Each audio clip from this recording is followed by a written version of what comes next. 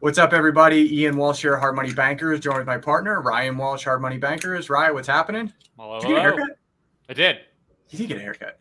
Okay. I did. I should have said that in the pre-show, but I'm just going to say now. More importantly than Ryan's haircut, significantly more important than Ryan's haircut, is the guest that we're joined with today, having on for the second time, Elizabeth Convery. Thank you so much for being on.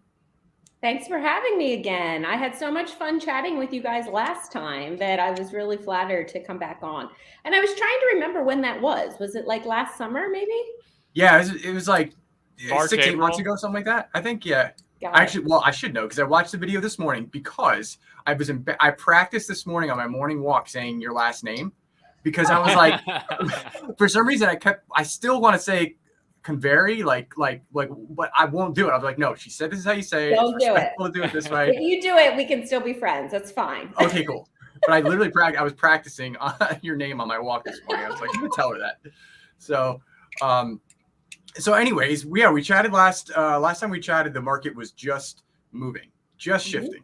And we've been bringing on, the expert realtors in the area, such as yourself, that, know what they're doing right now, because that's what you have to have in your corner. You have to have somebody that knows what they're doing. There is no room right now, no space for, hey, I'm going to get into real estate.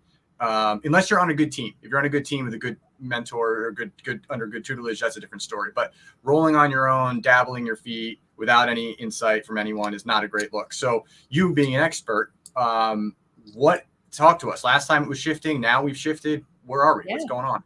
We've been in this shift now for 7 months. Can you believe that? So interest rates popped aggressively. I guess it was June of 22, right? And I remember sitting here in the Compass office, maybe third week of June, and it was like everybody was kind of looking at each other. Like, what do we do now? What's going on? Because, when you have buyers who are used to 3%, 3.5%, 4% in January, 4.5% by April, and then all of a sudden they're at 7%. You have to really put on your expertise hat, which we all have, but you have to kind of, I found I was coaching my team on like the archives, right? Of how to sell into a market where you actually have to sell, right? You need the skill set. Yeah. Yeah. Where, you've got buyers who are panicking in many instances, right? So we had to educate them on the normalization of the market. That's the word, the normalization of the market. I think we all knew that the anomaly that we saw of 3% and in some instances sub 3% interest rates, it just couldn't go on forever, right? So we knew it would happen, this bounce back, but I think the shock for all of us in the real estate community was how quickly and aggressively those rates moved. I think, the Fed obviously knows what they're doing, but it could have maybe been a little more gentle. In fact, it was. But here we are 6 months into this, right? 7 months at this point, and we're at the end of January. And the market, I think buyers are now, I know buyers are back because they're seeing, okay, it's really not that bad. Rates have come down to around 5.5, which is what everybody predicted they would do. People have gotten off the sidelines because they recognize 6 months does show normality. So it's really interesting you say that because we just had, when we have like really high profile realtors on and players like yourself, you kind of all sing the same song, which is great because that means how boring I must be. No. It's good when it's consistent. Because what Ryan and I are looking for is like, what's the group saying? Like, what's like, because if you have an individual anomaly, it's statistically insignificant. But when you have like major players that move a lot of product or, do a lot of deals such as yourself. And yesterday we had Jim Onesti on, also, great realtor in the area. Said exactly what you're saying. He said, you have to have skills. We're in a re-education phase. He goes, we're re-educating. But buyers just came out again January 3rd. Their confidence, like everything you just said. I know, it wasn't because you were researching the Jim Onesti show yesterday. No, I actually didn't see his video yesterday, but that's good to know. It is. So him. We're on the same page. Yeah, it means that there's stability in the marketplace, like where you're operating, doing your transactions, where he's operating. And I'd imagine that we're going to see that over the next several months as we're talking, that it doesn't necessarily mean that it's that high flying honeymoon phase of 2021 when it was just free money pouring everywhere. What it means is you have to work. Wonderful times, Ian. That was wild, right? That was wild. But it could still be wonderful now because it's just regular real estate again. It's getting back to regular real estate where you still get rich. You just get rich differently. And and it's interesting. I mean, I was coaching so many buyers in the fourth quarter, right? Okay. And I was saying to them, guys, this is your window. Jump, because sellers, it's not their market right now. It has been their market for years, but right now, fourth quarter 2022, with interest rates are 6.75, 6.5, wherever they were back in, say, November, I said, you're going to get price reductions. You're going to get concessions. You're going to get rate buy downs that sellers will pay for. Jump and don't be afraid. And I was, I do a lot of videos on my Instagram talking about all these things. Some people listened, others did not, right? Because they were still scared or they were still sidelined. And now, unfortunately, what we're seeing is exactly what was predicted, that the new year would start, rates would drop, which they have. Inventory would still be incredibly scarce. And now it's shifting back to a seller's market in a lot of markets. And so I think that window is gone. It could, and it's so hard, hindsight, especially when you're, it's one thing when you're in the know, when kind of like we do this every day, you do this every day. Yep. So you see things that the average person, when they turn on, Fox or CNN on TV and they go, whatever they see is what their reality is. And I get it. Yeah. You're right. Yeah. Media does a great job of telling us how scary it is out there. Yeah. Right. And that is their job, right? Their job is just to invoke fear upon, everybody. Mm-hmm. But that's why you need to be with, like, right now. And I think it's great. I think it's a great space, a great time, because everybody we talk to, like, it's been so nice because everybody we talk to is a professional. Mm-hmm. And I mean that, and I don't mean that, everybody has to start somewhere. So I don't discredit anybody for starting, but we don't really have the conversations are big boy, big girl conversations right now. When I talk to you, I'm talking to a professional, and it's been refreshing, I think, from the lending standpoint, that the investors that have come in, we talk to, they speak our language very, and I'm sure that you're, most of your competition around, or most of the players in the market are other pros. And unless you're really on a good team, like I said, like if you're newer, you have to be on a good team right now. You're making it way harder for yourself if you're not. I think you have a team under you as well, right? We do, yes. So we're a team of, there's 16 of us. So we're, a significant size team. And that is significant. Yeah. So we're based here in Center City, Philadelphia, but our reach is from South Jersey to Chester County and really everything in between. So we have a very interesting pulse on the market as a result of, we're touching city, we're touching suburbs, we're touching single family homes, we're touching condos, we're really in all facets of the market. So, and they're not all performing the same way, right? And I think they're definitely, to really recognize that if you're in the suburbs right now and you're in, a certain price point, it's still very, very competitive, but the city has softened and is softening. However, the city is always an indicator of what could eventually happen. But I think we're in a unique market that everybody's saying, well, think of economics.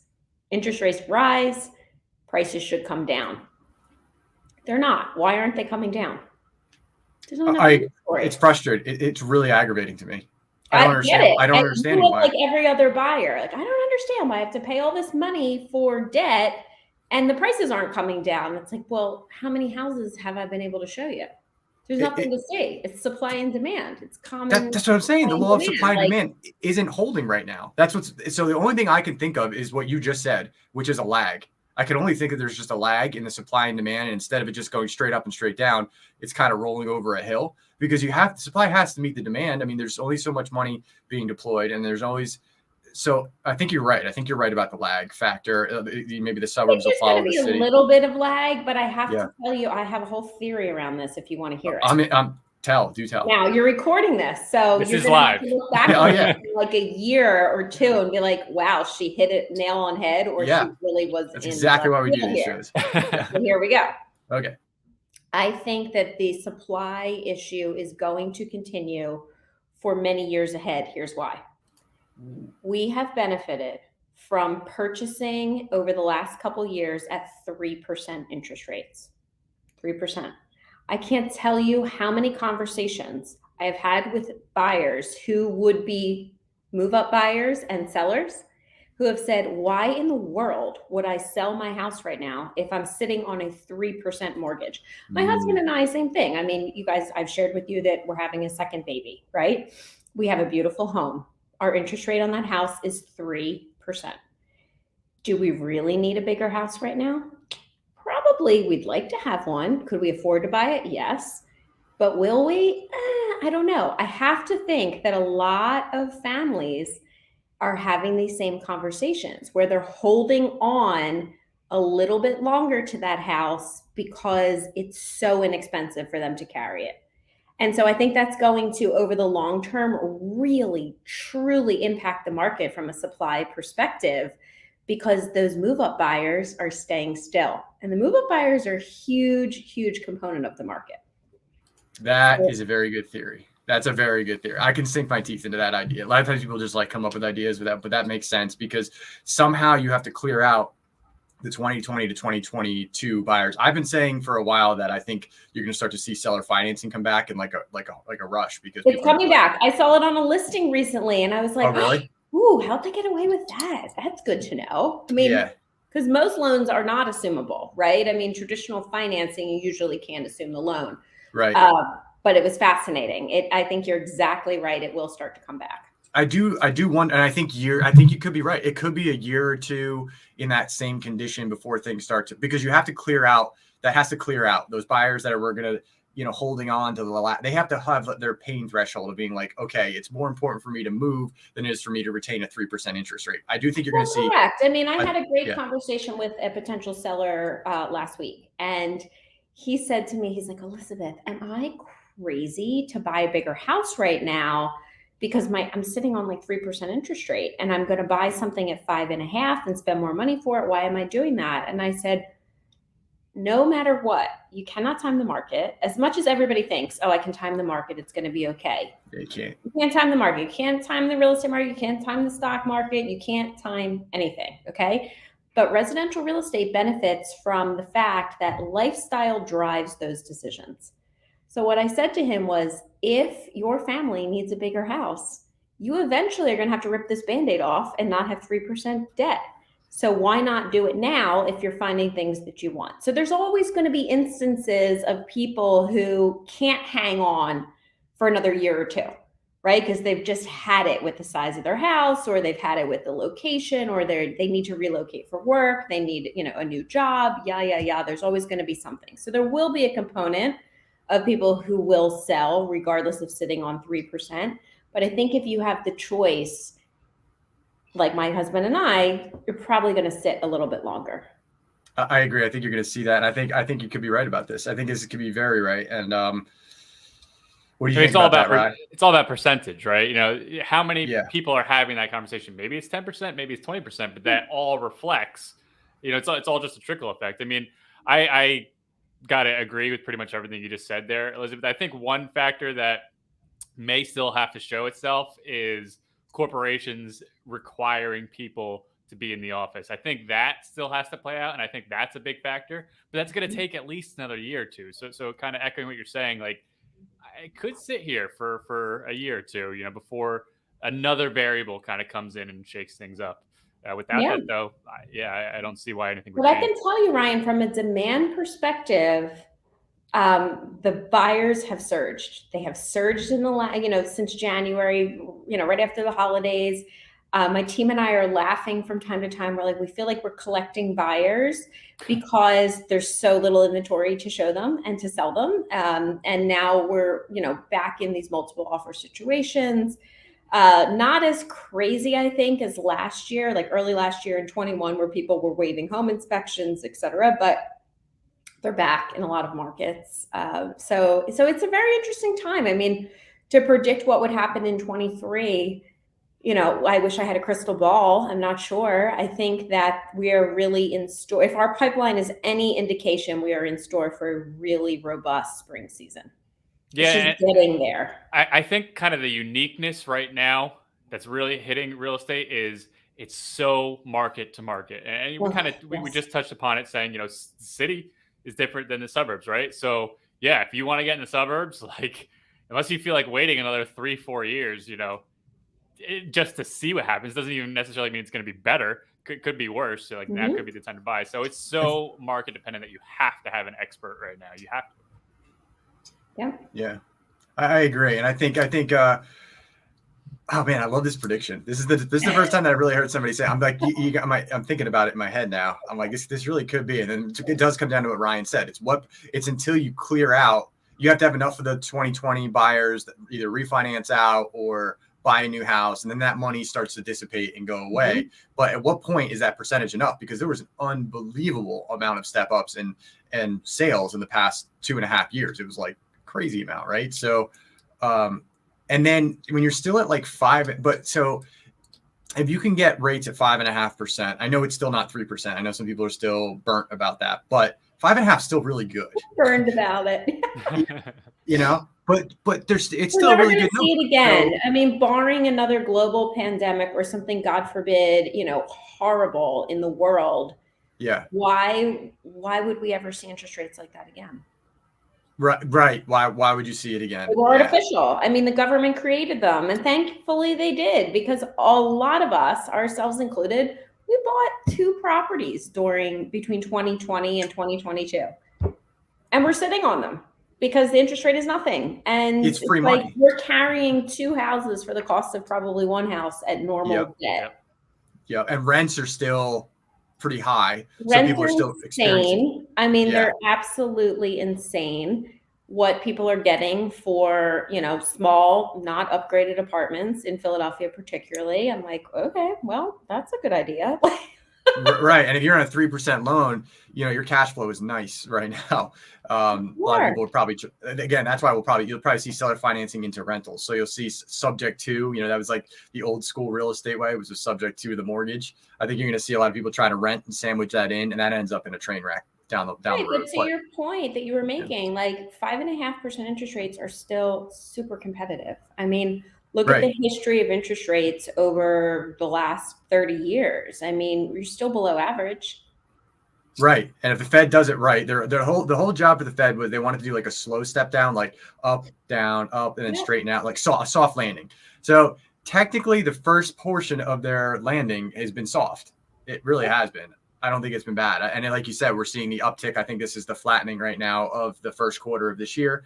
And then they have to do it again into the summer. And again, look, and we have buyers right now who are like, please, they're calling us, find us a house, because we don't want to be playing in this market when the rates go up like this again in April. Okay, there you go. They're going to hit. That's the $1 million question. All right, well, how do we find the inventory for you guys? And then how you find the inventory. So I've been coaching a lot of people. And again, you can follow my Instagram. I do a lot of videos. It's elizabeth.convery on Instagram. I do a lot of videos about this. I do a lot of posting about it. This is a really wonderful time to think about revising what you're looking for in a purchase, and to really recognize that if you're trying to get your dream home right now, you're going to be waiting a long time. But jumping into the market when there's opportunity like this, holding the property for a couple years, you're going to be okay when you sell and move up into that dream house, in 2 to 3 years. And I think a lot of buyers, they get hung up on that, right? Where they're like, but it's not the one, it's not perfect, it's not this. And it's like, well, first of all, there's nothing perfect in the world, right? Nothing. But if you can get something and really invest your money versus paying these astronomical rents for the next 3 years, you're setting yourself up for a really good foundation for future real estate and wealth building, frankly. I love it. I think it's a great note to end on. And I think this has been, I'm going to be thinking about your comment all day about why the inventory should be that way. And because it kind of threw me for a loop as to like what's coming next. And I'm like, thinking one thing, and now I'm thinking that could definitely be right. So good. I'm glad I gave you some stuff to think about. Yeah, it's perfect. That's why we do the show, right? So, but we thank you so much for coming on. We congratulate you early for +2. Now you'll be +2. So, congratulations there. You said it in the show, so that I wasn't. Yeah. Yeah. Okay. So that'll be awesome. Like, what happened to Elizabeth Convery? She's been like MIA for a couple months, figuring out how to have 2 children. Bringing light into the world. So, but as far as the contacting you, I was scrolling your email for the beginning of the show, but you also mentioned your IG, so I put your IG down here. So Elizabeth.Convery at Instagram, and to get more insight and education. And honestly, if you're an agent, you're not sure what you want to do right now in terms of, hey, how do I get started? Or maybe you need to figure out your way through a tough market like this. It sounds like giving you a call, at least figure out if it's a good space for you is a good idea. Absolutely. And, advice to new agents, just quickly before we wrap up. Sure. Many of them probably are. I mean, I would be feeling discouraged if I were brand new to the market. That's just my experience. I think I would be really discouraged in this market. However, opportunity is made in this market. And to your point, Ian, if you can align yourself with experts, with people who have gone through different market cycles, who can help coach and mentor and grow you, I think there's an enormous opportunity to ride this market up. Yeah, I would say don't leave. For what? What's that? So don't leave the market. I mean, so many people flock to a full-time salary position during a market like this. When you you make yourself. You make yourself now. You can carve a beautiful space for the years ahead. Yeah, this is the time. People do not flock now. I made my living, when everybody was running in 2007, 2008, and I'm very thankful that I did it then, because you just become so much sharper that when everybody starts to flood back in 5 or 6 years, you're already so far ahead. You're so much sharper. Your tool is so much sharper than everybody else around you, because you had to make it now. So do it now. Do it now. Absolutely. Yeah, and for the more experienced agents, don't forget business development. When things are slow, people get super discouraged and they're like, oh no, the world, the sky is falling. And it's like, nope. Hone your skills. Keep moving. You're going to be shocked at how well you do if you stay on the train. But if you get off, you can always slow the train. But if you get off the train, you got to start all over again. Awesome. I love it. Thank you so much, Elizabeth. It's always a pleasure talking to you. Thanks for having me again. And we will talk to you another time. Bye. Take care.